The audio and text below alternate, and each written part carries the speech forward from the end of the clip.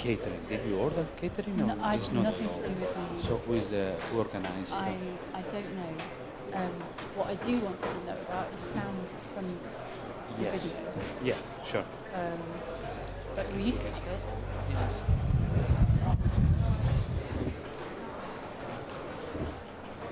Do we know what the issue with the sound is? No, it was working 5 minutes ago. Should we play Helen about it? Yeah, maybe it has the subtitles.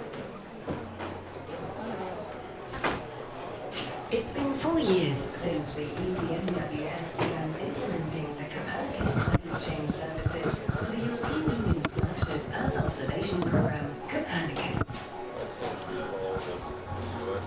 After signing the delegation agreement, the C3S team began to publish the first monthly climate updates and developing easy-to-use end products. COP21 saw almost every nation making a commitment to the planet with the Paris Agreement. We were on hand to set out how C3S can provide valuable tools and key data to support decision-making and mitigation efforts into the future. In our mission to provide enhanced free climate data, we established our sectoral information system to help societal and business sectors such as water, energy, agriculture and insurance improve decision-making and planning regarding climate mitigation and adaptation. Time for our most powerful global climate monitoring tool to date, ERA 5.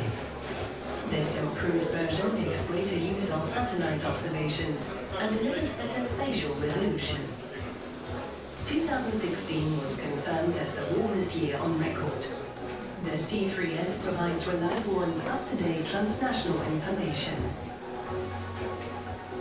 The value of C3S data began to be revealed in real-world use cases, such as Heineken's Brewing a Better World, which has the goal to make the company climate neutral by 2020. And it's not just business that has benefited. Take irrigation. Italy's Ecosistema employed C3S data to assist the local irrigation authority make projections on future water supply for crops in the Castiglione district. The Euronews channel has begun airing exclusive daily 24-hour air quality and monthly global climate updates. C3S is now part of Europe's TV broadcasts, making our data more relevant in daily life. Presenting our summary to the EU Parliament, we showed the offspring of our work. Phone apps which provide air quality information and emerging businesses delivering assessment of renewable energy resources. Launched in June, the Copernicus Climate Data Store is a game-changing offering which provides free and open access to climate data. CDS is today at the heart of what we do, providing information about past, present and future climate through a unified web interface. The CDS Toolbox enables users to develop custom-made applications.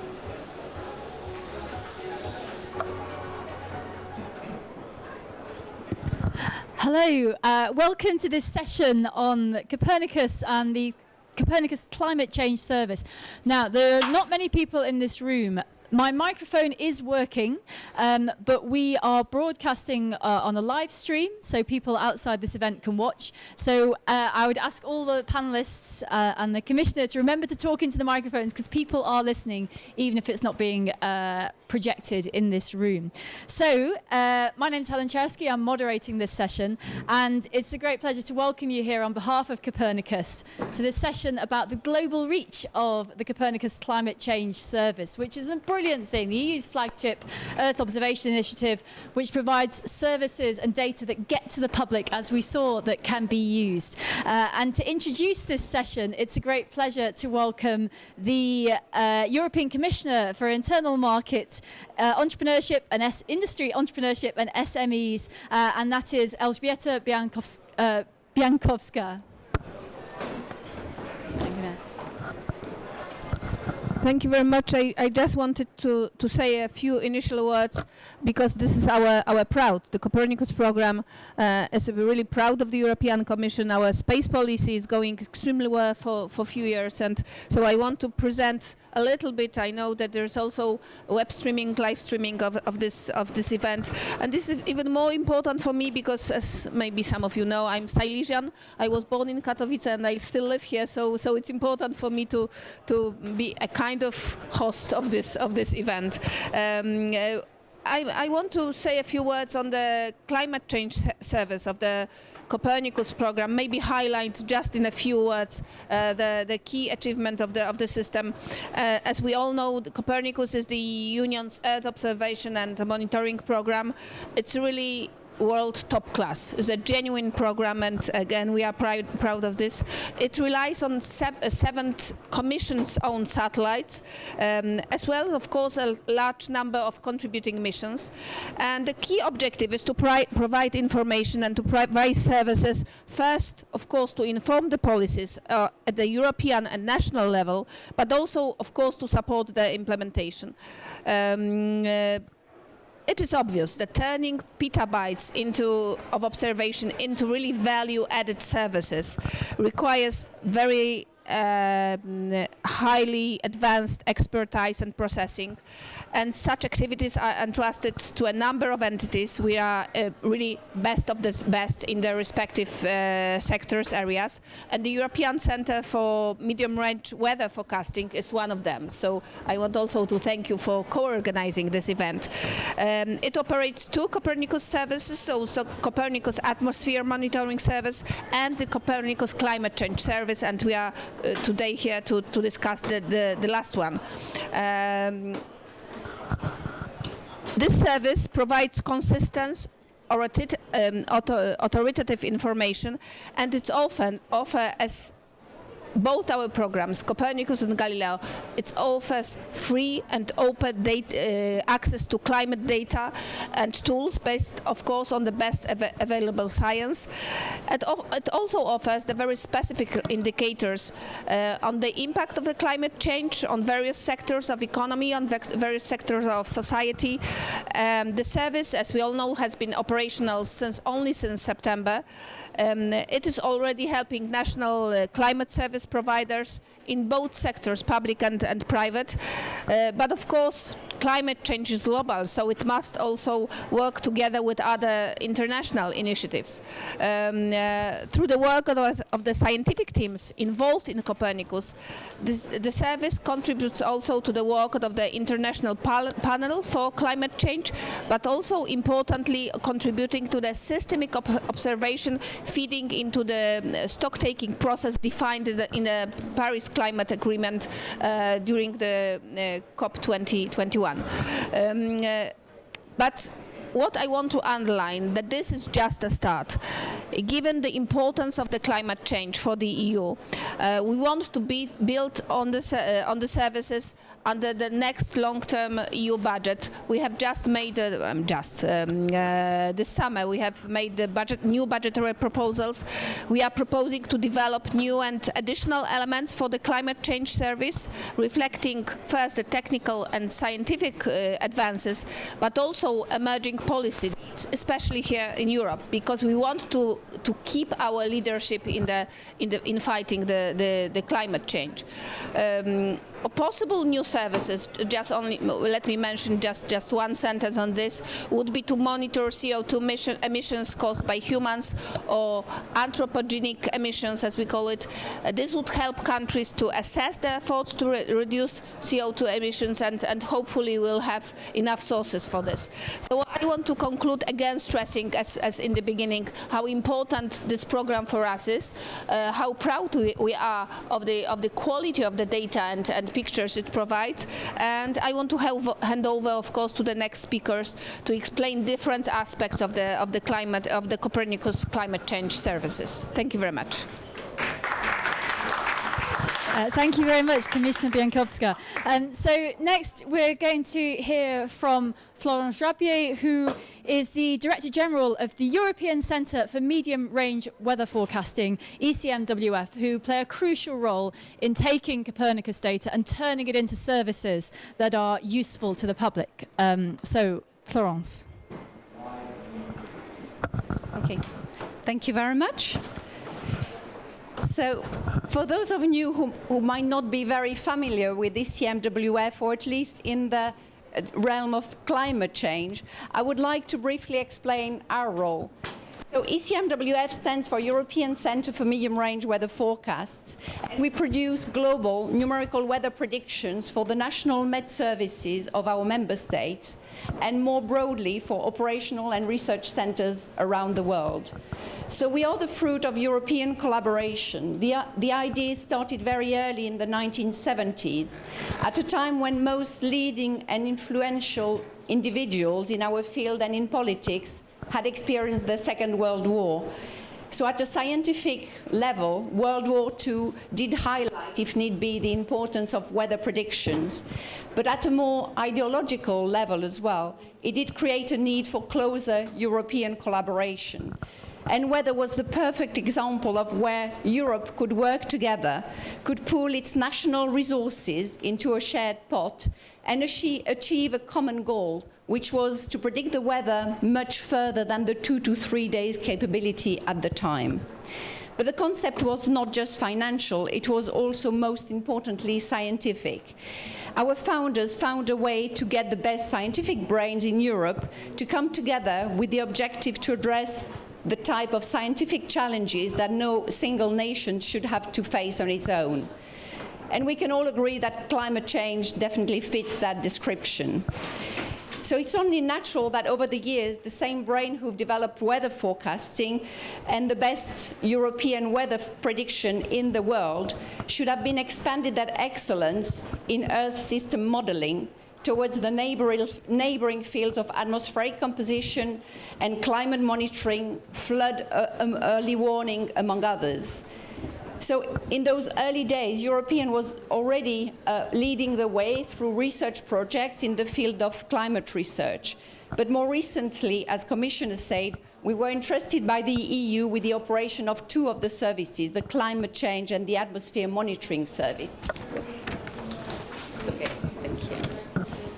And we are really proud to be part of what is possibly the most ambitious and visionary program on climate change in the world, bringing not only our expertise in atmospheric science, but also our broad network of collaborations across the world, from the United States to China, Japan, Brazil, Africa, Australia. Our supercomputing capability allows us to make the most of the wealth of Earth observations, which is the space part of the Copernicus program.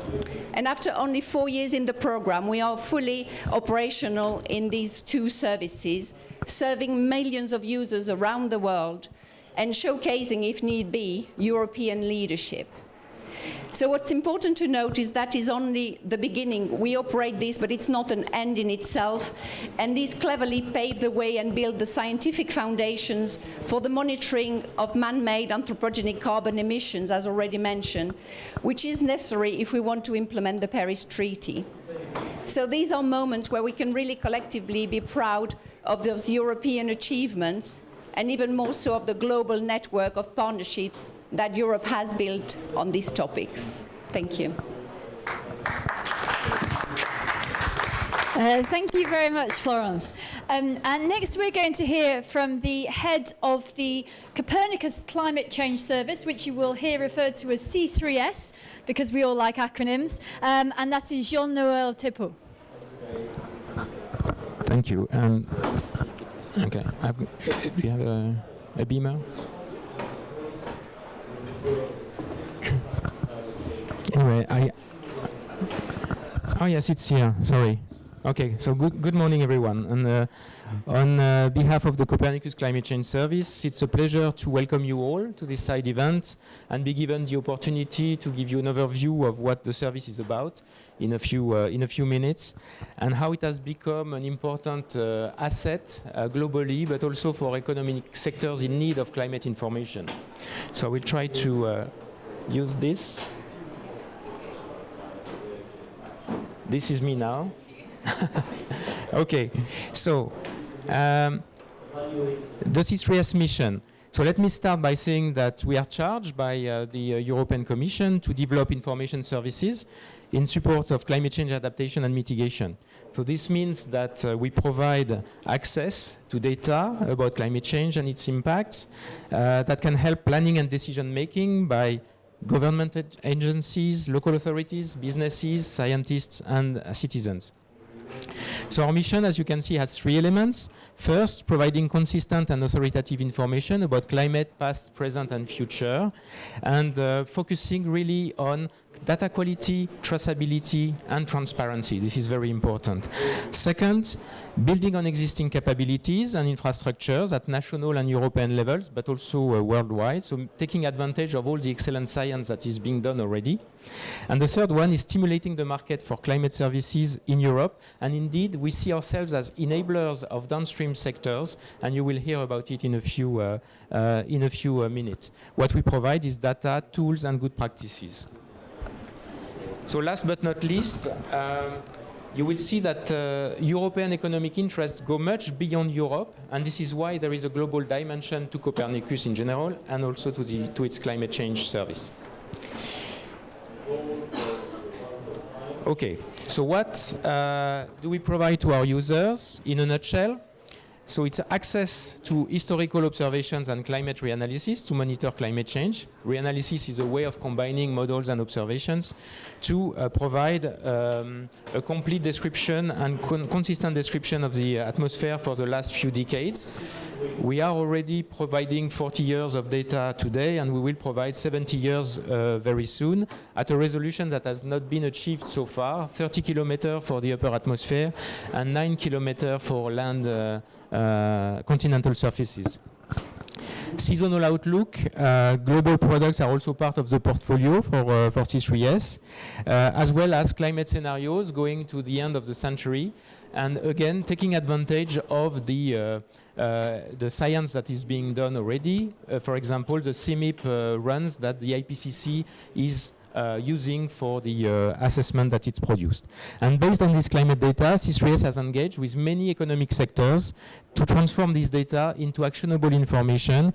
And you will hear my two colleagues, Alberto and Christina, walking you through these activities. Okay, so that's one example of what we are doing. I take one. We are doing many of these, but this is one example showing how from a measurement, so in that case a satellite along track measurement, we can generate global ocean monitoring indicators, which are one of the most critical indicators for climate change. And this work has been done by a company called CLS in Toulouse, France. So C3S does a lot of this in response to societal demand to climate information. So the way we do it, in fact, we are providing access to data, and by providing a one-stop climate data store, which is now operational, and deliver climate information to thousands of users already. As was mentioned by the Commissioner, we've been operational since last summer. So what's new with this compared to the existing? You may wonder. Well, where Copernicus and C3S make a real difference, it's really about providing easy access to the data, provision of tools, relevance of information for sectors, and also assessments, data quality, user support, and documentation.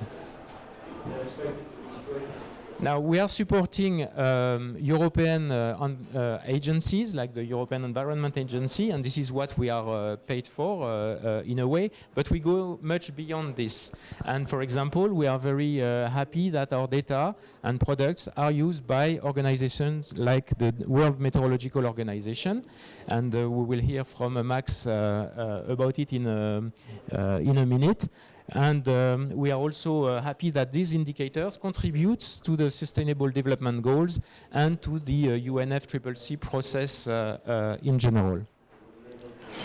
This is one example of the sectoral applications that are harnessed to the service. You will hear about the water and the energy sectors in a minute. This is another a very important sector, which is agriculture. And this is just an illustration of the number of indicators that can be produced from the C3S data to address these important economic sectors. And this is a work done by University of Wageningen in the Netherlands.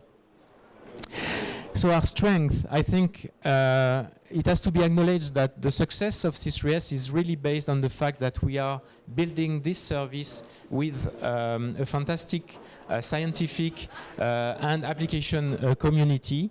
And this is why I think the service is so successful. I must say that Copernicus has been a driver to catalyze all this effort, all this energy and all this scientific knowledge to address such an important issue that is climate change. And I think I will stop here. Thank you very much.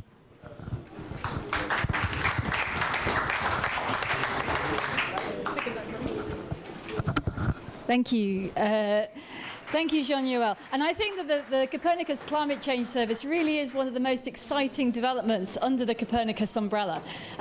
Next, we're going to hear from Maxx Dilley, who's the Director of Climate Prediction and Adaptation at the World Meteorological Organization, on how important this data is in helping countries adapt to the problems of climate change. Maxx.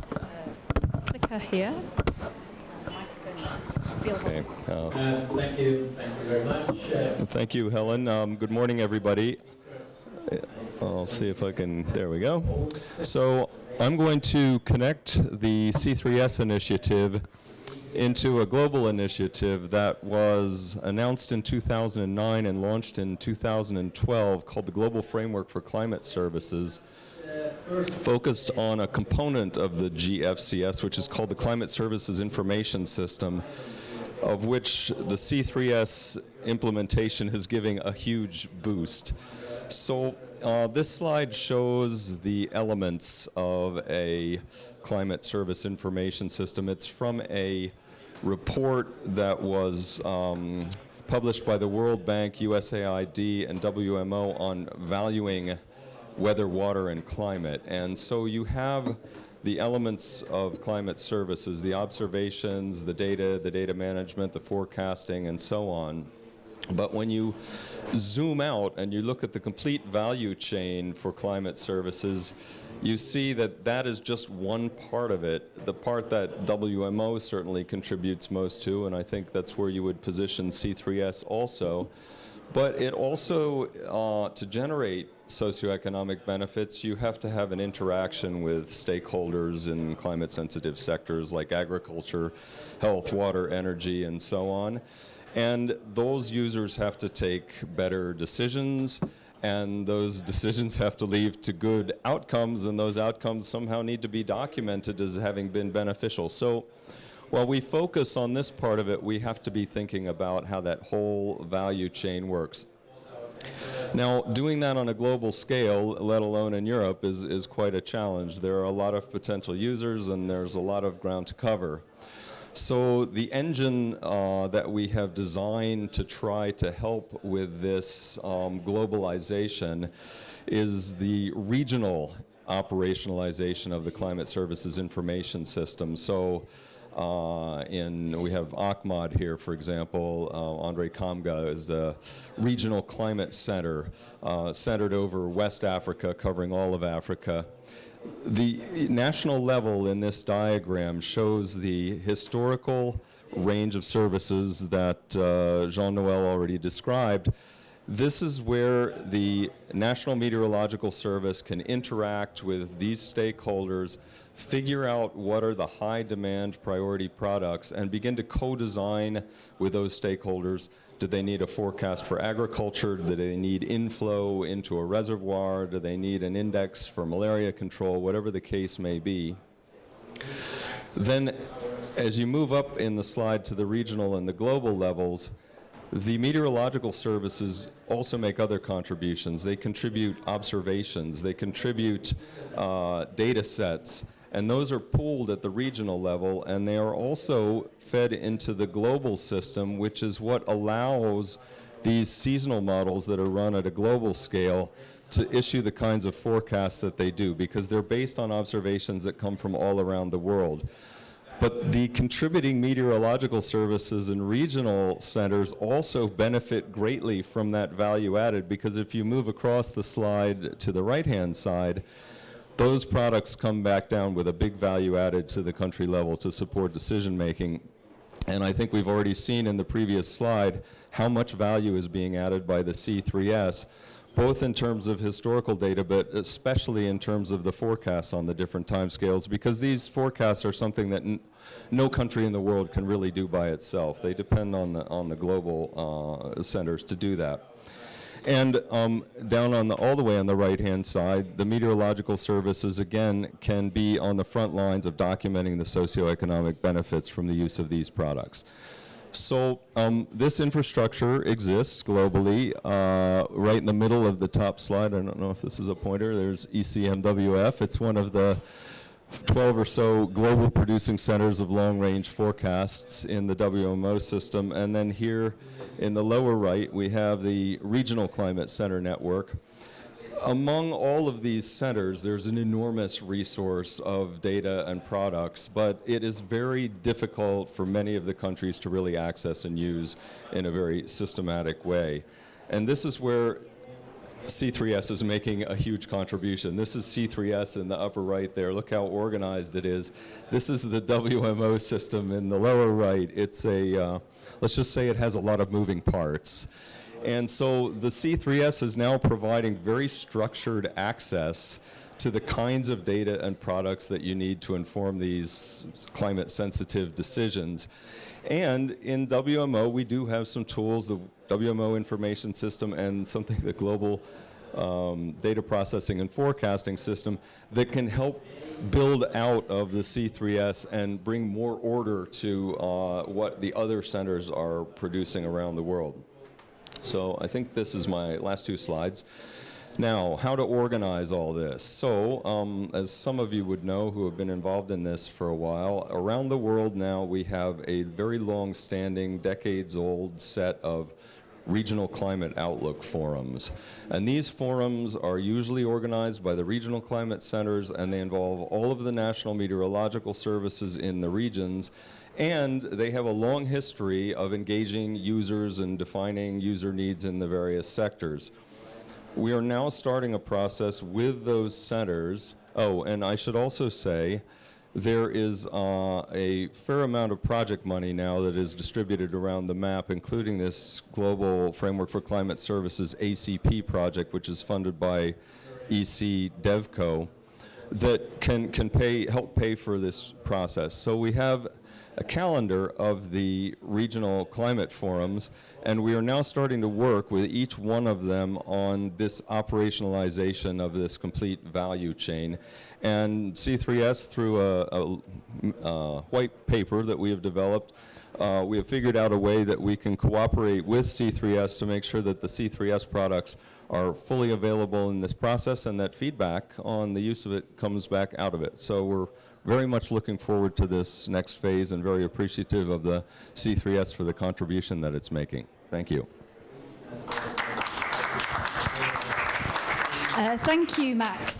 And it's great. What we can hear here, I think, is this story of integration. There's a huge amount of data, and these services are feeding into things in lots of different ways. And from the regional, we're now going to go to the global. And our next speaker is Florin Vladu, who's the program officer at the United Nations Framework Convention on Climate Change. And he's going to talk about the importance of climate data from a global perspective. And that is the instrument that we can Go.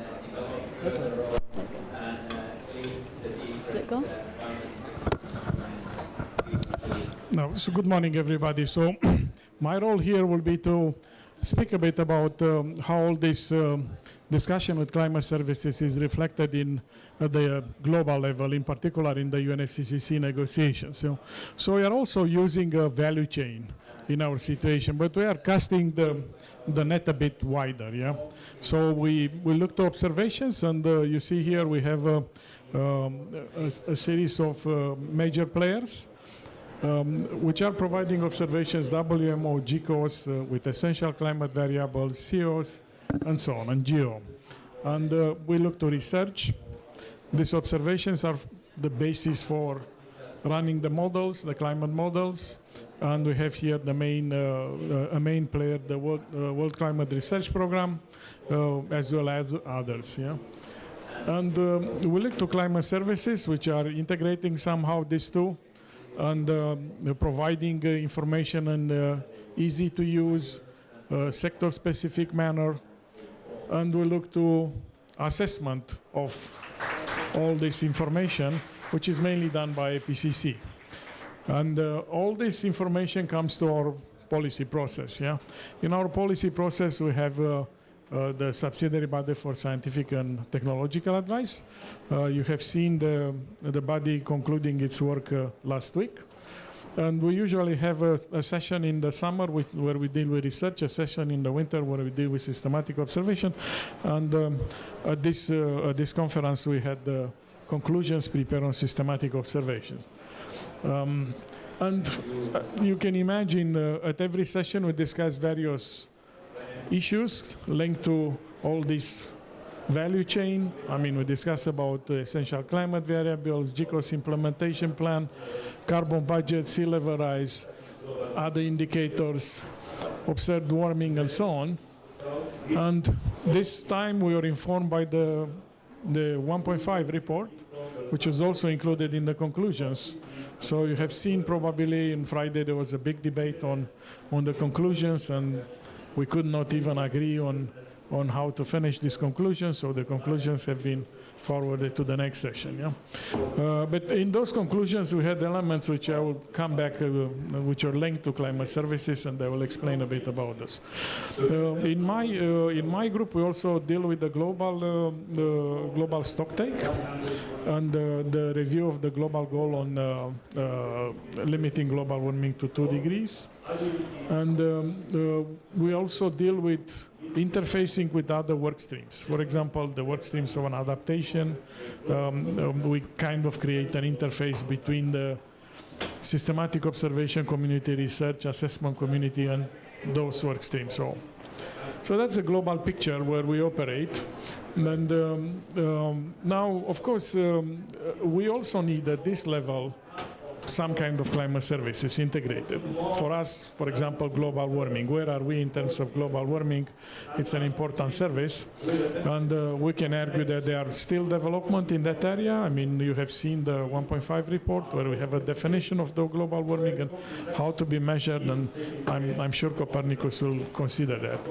We dealt with regional workshops, and we had a workshop in East Africa, I think, where we had a combination of Copernicus, Vigos, and UNFCCC, which is a very interesting workshop where they could, participants could get hands-on on using the Copernicus data. And that was one part where they received exactly training on doing that, and the other part was discussing the benefits of those countries providing input to the climate data store, so enhancing the data availability. And we had in the conclusions, which unfortunately we lost, also some recognition on the importance of climate services. Yeah? So that's a picture of how we see everything coming together at our level. Yeah. Now, I'm not going to use too many slides today. I will stop with this slide, but I would like to make some points. And one of the points is that you have to convert the discussion on climate services in the Paris Agreement, environment. What that means? It means that countries need to increase ambition. Yeah. And there are some mechanisms in the Paris Agreement to increase ambition.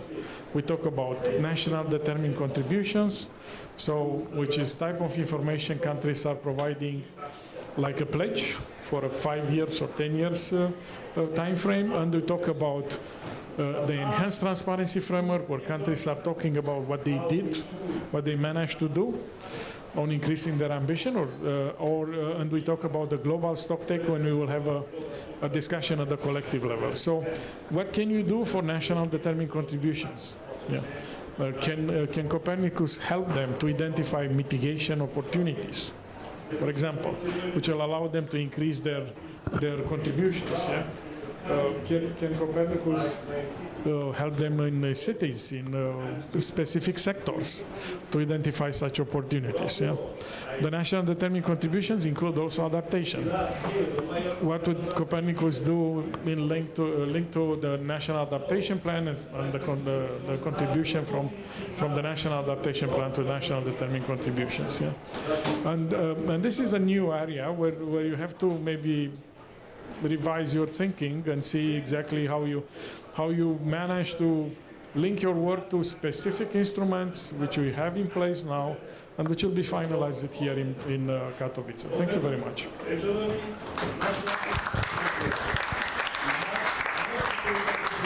Thank you, Florin.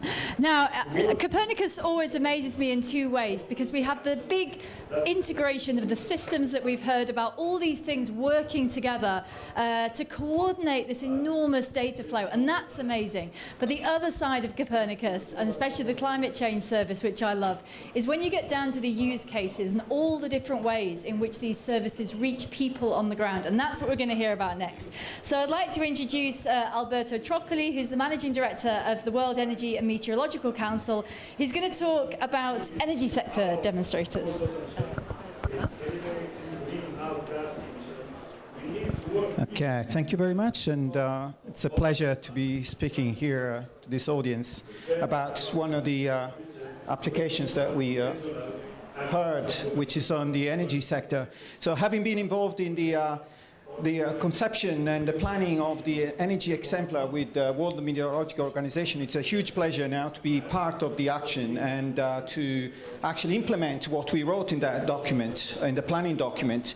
And we're really lucky to have C3S here take the lead globally on such sectors and applications.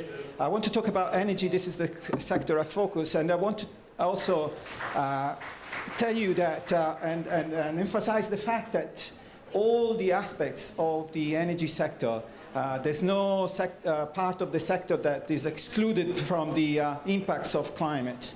And obviously, wind, solar, and hydropower are the obvious ones, but think about also how the heat wave in 2013 stopped the production of nuclear power in France.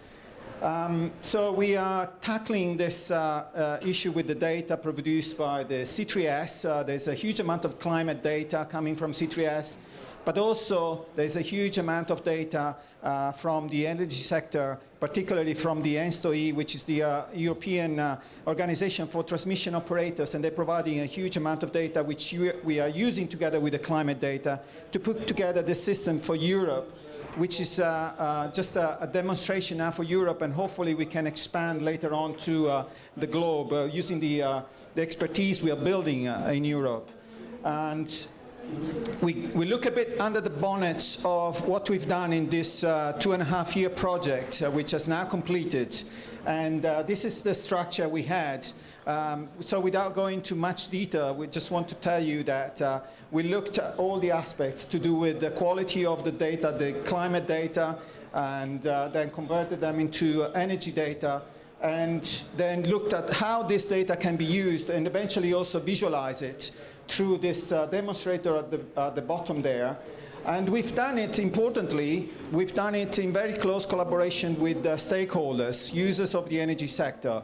We've done it by having a number of workshops. Every 6 months we would have a workshop to really engage with the energy users.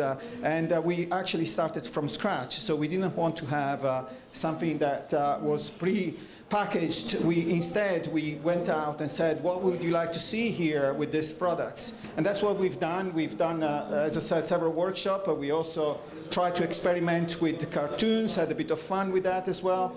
And we ended up with this tool that is now available online. It's not updated regularly, but we'll see in a minute also what's happening. But this contains a huge amount of information that you can see a lot of. You can think this is a bit techy. We're also looking at making it a bit more appealing to a wider audience. But all these buttons tell you that there is a huge amount of information both for the climate and for the energy. So you can play with a lot of variables with solar radiation or hydropower or wind power and compare what's happening in each country in Europe, look at the time series, look at the maps as they evolve. I don't have a movie here, but I encourage you to visit this site and play around a bit with this data.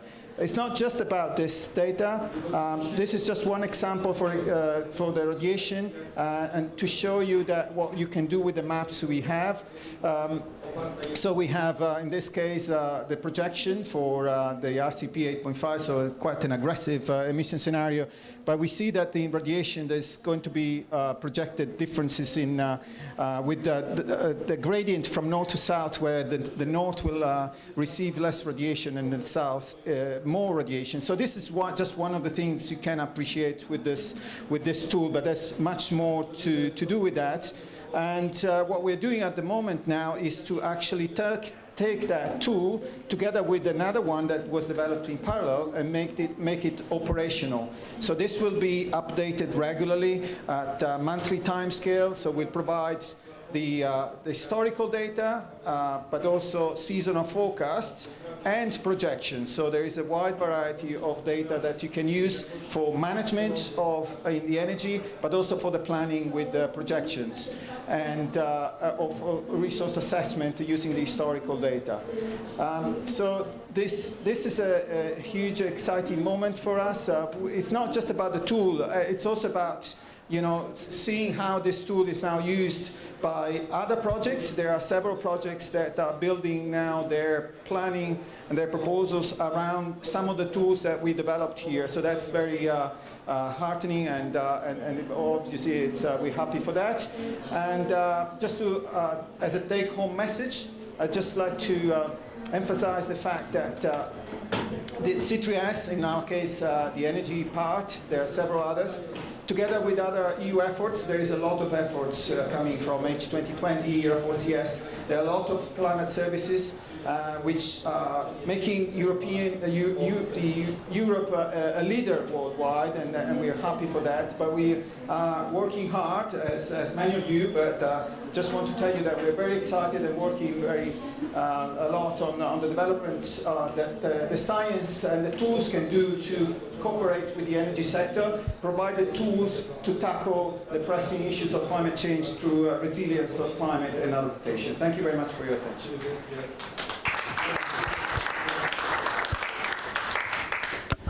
Thank you, Alberto. And going from one of the massive world problems, energy, we're going to go to another, which is water. And we're going to hear from Christina Photiadou, who's the scientific project manager at the Swedish Meteorological and Hydrological Service, on how Copernicus services are helping the water sector. Yes, hello. First, I will describe the global application on the water sector we have developed, and this is based on our experience developing the European application for the water sector and working now for the operational seasonal forecast hydrological application for Copernicus. So first of all, we work with users in this application, and the users are regarded as knowledge purveyors, and they're directly linked in the co-design of the application. And basically, their role is to bridge gaps between the service developers and the final client, the one who takes the policy, the decision policy at the end. So our users in this application are divided in two levels. We have the local knowledge purveyors all over the world and working on different applications on tourism, biodiversity, agriculture and transport. And we have the multinational companies like Heineken, PwC, Ramboll, UN Habitat and Oxfam who are working on different regions of the globe and use the water application we have developed here. So a little bit on the production of this application. We produce both climate hydrological projections and and seasonal hydrological forecast, and it's a bit complex production, so I will not describe it. I will just say that user needs and feedback are integrated in this production, and we are quality assuring each step that we provide. So this is an example of the application on the projection side. We provide to the users through, of course, using the C3S data, a large number of climate impact indicators related to the water sector, and we provide also confidence in interpreting the results and on the agreement of the sign of change of these indicators that they will have in the future using different projection scenarios. And the same production we do with the seasonal forecast. We produce global hydrological forecasts using the C3S data, and we aim at providing climate and hydrological forecast certainty to the user to be incorporated in their decision making. And this is an example of the seasonal forecast hydrological application demonstrator we developed for the C3S, and we provide skill information for all lead months using the seasonal forecast from ECMWF on a catchment global level. Through this production, all users and knowledge purveyors are guided through each step of the chain, whether it's technical bias adjustment or quality assurance or on climate communication, how to use this whole production and data to communicate to their clients to make the right decision on climate adaptation measures and further on. So I will close with some of the users. Unfortunately, my video wasn't able to play, so I will be around in the next session in Meet the Experts, where you can see real applications on how the users use the C3S data and these demonstrators to change or to improve climate adaptation measures in their local government authorities, presenting problems from different sectors. And I think it doesn't play. Yeah, thank you very much. Thank you. Right, now we have 5 minutes for questions. Before we do that, I just wanted to pick up on what Christina said there, that there is a Meet the Experts session directly outside after this. There's a little table and chairs. You'll have seen it on your way in. And Christina and Alberto will be sitting out there to sit and have a chat with you if you've got more questions about those use cases. So before that, has anyone in the room got a question? We've got the opportunity to have a discussion if there are any questions from the floor, or we'll continue to talk about the Climate Change Service if not. No questions yet. Okay, if a question occurs to you, raise your hand, attract our attention. And so I have a question, I'm looking along the row here, maybe a little bit from all of you, but just about the future. We've heard about these services and what they're doing now and all the long, the Climate Change Service is new in it. It's already doing so much. What's coming in the future? What's going to happen next? Which of you is going to take? I can. I will take both. There are several aspects to it. First, the service is very young still, and it has just been operationalized this year, basically. So within the next few years, it's about consolidation of what we are doing to make sure that everything is working as planned and everything. But we have already identified a few areas where we can add information. Decadal timescale is a timescale that we are not really putting any focus on at the moment, and this is an area where there is a lot of demand, so 5-10 years. So this is where we should put some effort. Attribution of extreme weather to climate change is also something that the media are in need, but the science is still being developed, so we need to also take stock of what the science has been delivering so far. And maybe the third, well, two additional aspects. The use of sentinel data more proactively, because they've been launched in the air very recently, but we need to build climate data records for climate change aspects. So progressively they will feed into the climate service, and we need to take advantage of this. And maybe the last is something that I think the Commissioner and Florence, the DG of ECMWF, have mentioned, is the CO2 issue. How to be able to monitor man-made emissions from CO2, and we believe, the infrastructure to do it, and the science is being built through a research project, not only by us but by other bodies as well. But we think that ECMWF, which is also running another service, as you mentioned, the atmosphere monitoring service, could be in a good position to contribute significantly to this venture.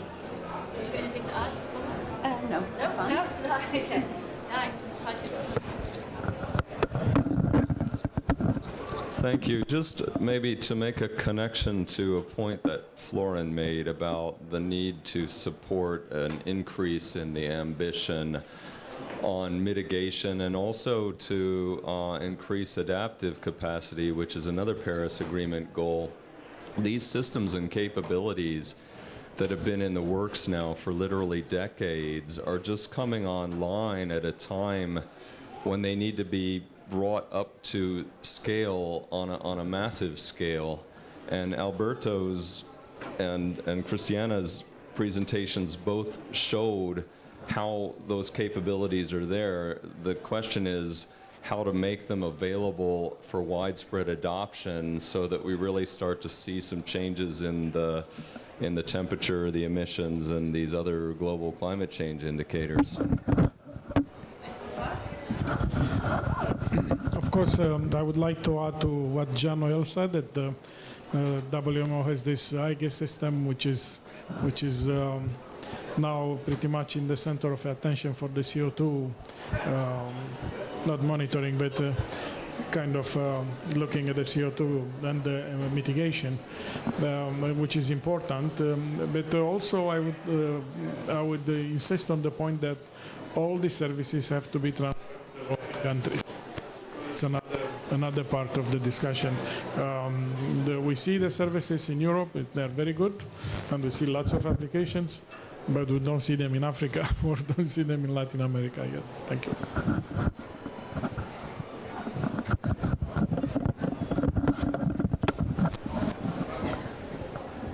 Have we acquired any questions from the floor very quickly? Oh, yes, suddenly lots of questions from the floor. Maybe over there, first of all, very quickly.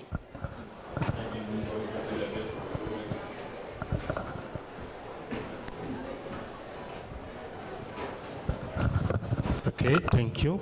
Yeah, there is one important time scale that we have, which is the sub-seasonal. And we really want next year to begin to generate the sub-seasonal timescale forecast, to anticipate with dynamical model onsets, heavy rain period, breaks and bursts in the monsoon, things like that.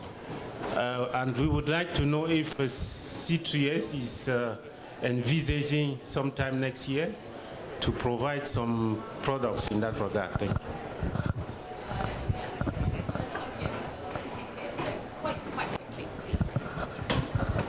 For the moment, it's not really in C3S, but ECMWF is providing sub-seasonal to seasonal forecasts. And we also part of this WMO program, S2S, sub-seasonal to seasonal, where we gather predictions from 11 centers worldwide.